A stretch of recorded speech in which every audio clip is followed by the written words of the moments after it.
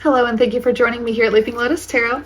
My name is Addison. If you're new here, if you're a returning viewer, thank you so much. I'm very appreciative of you exchanging your unique and beautiful soul frequency with me. Today, I'm doing a Capricorn reading. Please only take the messages that resonate for you. Leave what doesn't for somebody else. Keep in mind that masculine and feminine energies are interchangeable, so take them how they resonate for you in your particular story. And also, yeah, just don't force anything that's not meant to fit, right? But usually if you listen to readings, there's going to be a message in it that speaks to you, and hopefully you take something away from this. So I'm going to do a new style. I got a book from my wonderful aunt, and this is 1001 tarot spreads. So usually my style, as I kind of just start off with a few cards and I kind of build upon what the energy is sort of presenting, and I read the cards accordingly, using the imagery, using my tarot knowledge, and also using my intuition. But in this particular case, since there's this spread, I'm going to go off with this particular prompt. So once I get the cards out, I'm going to analyze them based upon these particular, the prompt is the best way I can put it. So we are in a waxing moon right now. So this particular prompt is a waxing moon spread for developing a new romance into something more. So this is for people who maybe you've met someone or you're dating someone and you really like them, but nothing's really like happening. Like it's sort of stagnant and you're wondering like, what's going on, just trying to get a little more information about it. So card 1, let's go ahead and get that out. Oh, perfect. That was quick. All right, this is the 4 of Wands. This is the 4 of like sticks, okay? So that represents like marriage, harmony, balance. So let's just see what that represents. So card 1, the question is, is there a definite spark between you? So in this case, this would be a yes. There's a spark between you because there's actually a lot of balance here. There's harmony, there's compatibility, there's potentially this person could see marriage with you, or maybe you see marriage with this person. But yeah, that's a typical sort of marriage card. So as far as a spark, I would say that this is a yes. This is a yes for that, okay? Now we're going to ask about card 2. Card 2 is there a genuine reason for the person not contacting you? If you are patient, will it happen? So this is in regards to like their actual communication with you. Why they're not communicating at the level that you're expecting them to. This one kind of got stuck, so we're gonna go with this one. This looks like the 8 of junk. That would be the 8 of Pentacles. By the way, this is a Labyrinth tarot deck, so I will leave it in the description box if you're curious.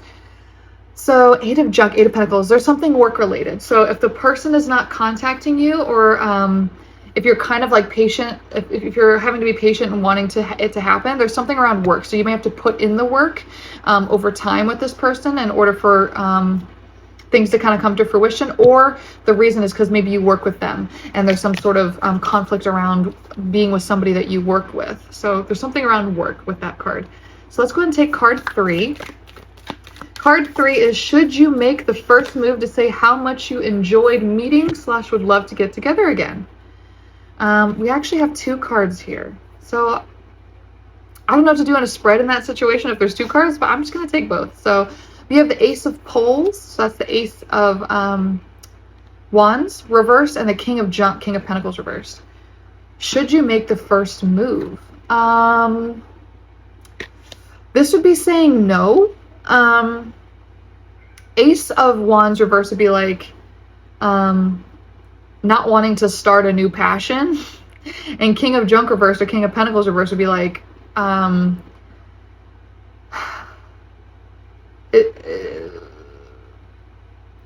what I'm getting with this is it's almost like they view you as like not their person, or like not right now, or I'm just getting that they're distracted by something else. Because a King of Pentacles is pretty fantastic. A King of Pentacles is financially stable. They've got a lot to offer. They're the thing is that they're in reverse though. So this could be that there's something not aligned fully with this King of Pentacles that's kind of making them not have the level of passion to start a new beginning with you. Like if you're this king, for example, and you're kind of questioning like why they wouldn't want to be with you, there's something about like maybe you not being in your fully empowered state that's preventing them from having a full passion for you and wanting to start something new. Don't be triggered, guys. I'm just going with what the cards say and what this prompt is giving me, okay? Card 4, what keeps you from getting in touch? Okay, so we're asking what holds you back, which is kind of perfect because I'm asking about why this King of Pentacles, if that's how you're resonating for this. By the way, King of Pentacles, I believe, is Capricorn energy, and this is a Capricorn reading. So, like I said, masculine and feminine energies are interchangeable. So if you are a woman, just because you're coming through as a king does not mean that this isn't for you. It's just saying that perhaps you may be embodying a little bit more of a masculine energy in this sense, perhaps. This is a 7 of junk and a 9 of junk. So that's pentacles. I think it's so interesting that like the money in this particular deck is like referred to as junk, which is, I feel like, so symbolic of like how money is important. It's essential. It's a tool, but at the same time, like, it's not really the root of happiness. It's not going to give you fulfillment. It's, you know, it's just funny how it's junk. Okay, so what keeps you from getting in touch? What keeps you from getting in touch is perhaps the fact that there's something that needs to be grown, and there's something that needs to be like worked on as far as like your own personal emotional fulfillment. So 7 of junk is like you're tending to a garden, you're growing something, you're building something, you're like waiting for the seeds to harvest. And you put in a lot of effort to do that. So you're still kind of waiting on something. And the 9 of Pentacles is like somebody who's in like a fulfilled sort of like present grateful state. So the fact that this is what keeps you from getting in touch, and that's what's keeping you from getting in touch, like even though it's an upright energy, this is like saying like it's I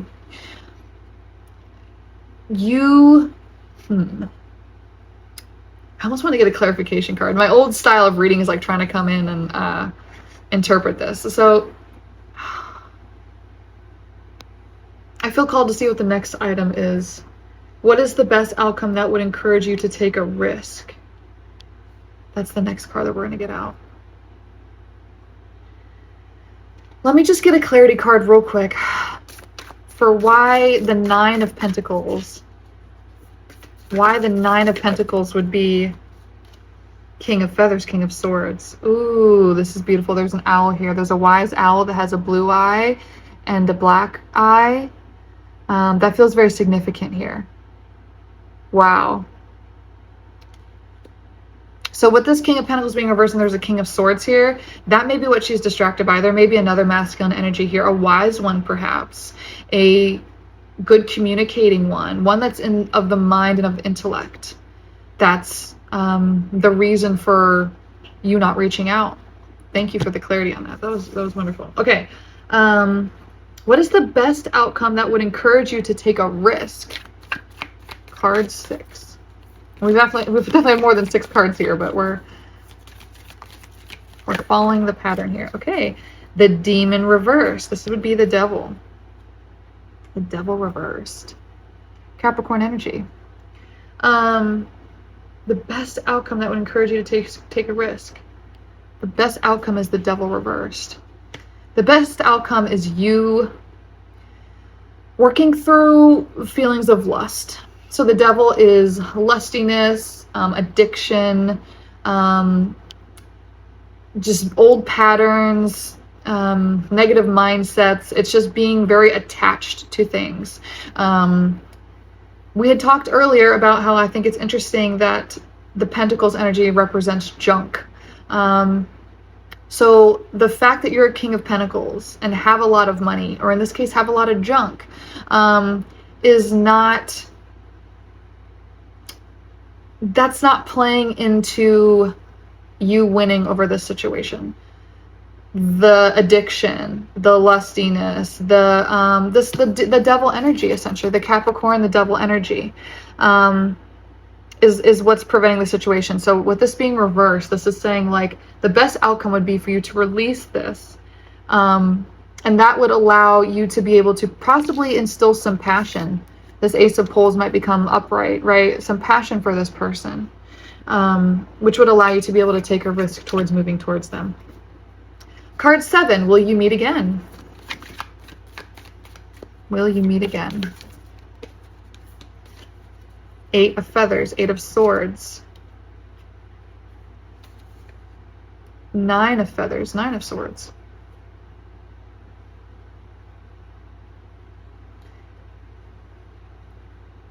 This one's kind of confusing because it would kind of imply no, you're not going to meet again. But if you do meet again, it's basically saying that there's a lot of restriction still. There's a lot of things that are preventing things from moving forward. The Nine of Swords, so restriction is Eight of Swords, right? Nine of Swords is like being up awake at night with like negative thoughts in your head, negative thought patterns, sleepless nights, like that's sort of the vibe of that. So it's almost like your thoughts are preventing you from being able to meet this person at the level that they need to meet you at in order for things to be able to like continue. So if this is not a King of Swords with this owl here, if this is not an outside energy that is in the way of things, this could be what you need to embody, a more wiser energy, a more patient and observing energy, an articulate, a communicative energy. That may need to be what you embody in order to be able to communicate properly, to move forward, take a risk, to meet again. Yeah, so less around finance and things and more around like intellect. Okay, card 8. Is this a short-term romance / could it be forever? All right, this is the final card in this spread. I'm going to go ahead and shuffle through because we've got quite a bit of cards out, so I want to make sure we have a good representative sample here for this. One more shuffle through. And I don't have an oracle message planned for this reading. I wanted to try just the normal tarot spread with this one. So drop in the comments if you would like me to do an extended on this one with some oracle messages. I'd be happy to do it. Hit like, especially if you've continued watching so far. And yeah, subscribe too if you would like to hear more of this content. Absolutely. So is this a short-term romance? Could it be forever? We got 2 cards out. The Hermit reversed. This is Virgo energy reversed. That could be the person. Maybe you're interested in a Virgo. Maybe you're, this could also represent, if this is not like a Virgo, because that could be a yes and a no, depending on how you interpret this card, right?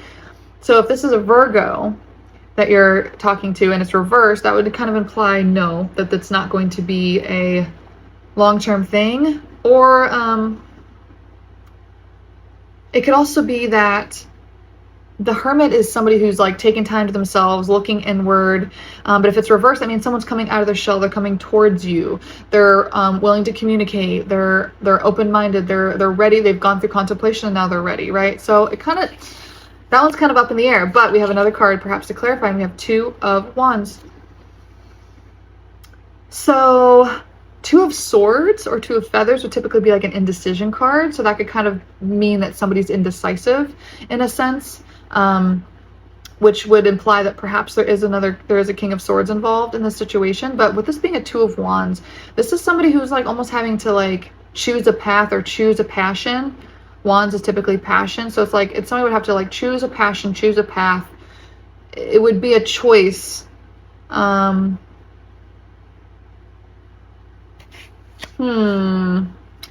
get one final card. Can I get a card that ties together this sort of passion, choice, path thing with the Hermit reverse? Can I get like a bridge card to kind of get a clarity for if this is like... I just need a clarity card for this one. Could it be forever? Could it be forever is the question here. We have 8 of Wands. Something quick, something moving in fast, perhaps. 9 of Wands. Conflict. Wounded warrior. I'm just getting that more inner work and more inner healing has to be done, because we had that Devil reverse too, and it's like somebody wants to move quick, somebody has a passion, somebody wants to be something for somebody, but there's still a lot of healing that needs to do here. There's still addiction, there's still trauma, there's still things that have not been resolved, and it's like someone's being distracted by like lust or something like that instead of focusing on what needs to be healed, what addictions need to be resolved, how can this person become a King of Pentacles upright to be a more balanced energy to approach this perhaps Virgo or whatever this Hermit energy represents in this particular reading. So yeah, that's the reading. Okay, so inner healing, inner work. That's kind of triggering, I'm sure, for some people. Not everyone wants to hear that, but that's the message, that's the cards I got through. So thank you for tuning in, and hope you liked it. We'll see you next time.